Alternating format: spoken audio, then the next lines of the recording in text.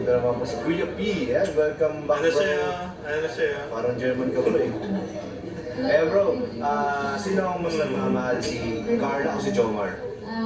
It is a very difficult question to answer kasi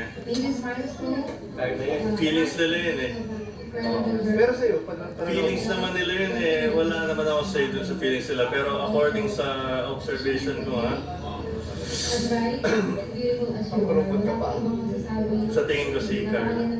Si Carla. Parang ikaw pala sumasagot na Carla. Bakit ba si Carla mas nagmamahal?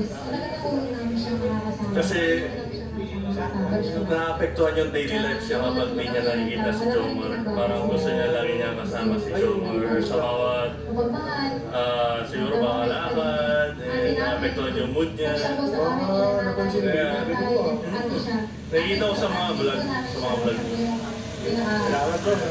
Thank you. Bro, pwede ba sumagot ako ulit? Sige bro. Masagot ako ulit si Ian.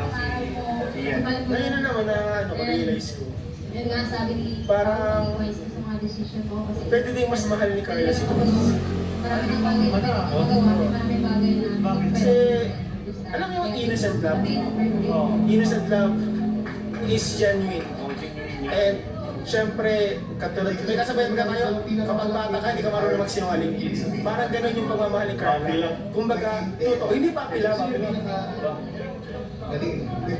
Kapag magmahal, is totoo. Yung pagmamahal niya is totoo. Kaya, maaaring si Carla ang mas mamahal. And ang ano naman, ang negative side nung sabi ko naman pag matanda na, mas mature, ang mas deep. Pwede kasi pag mas matanda na, pwede ka na rin maging ano yun, magkabaliktaran. Kumbaga, maliit ka na eh. Matanda ka na, marunong ka mag-control ng feelings mo. So maaaring si Carla, pwedeng si Carla yung mas mamahal. And nakikita ko din sa kanya kung paano siya tumingin kay Joms. Talagang lumiliwanag yung kanya mga pansin.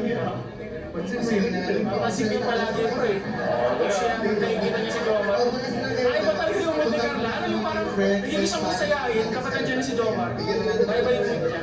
Kaya, Once again, Kailangan bro sa observation mo. observation mo. Binago niya po yung sagot niya. Diba? Bawian. Nalilito na ako, baka sa pangatlong vlog bro mo.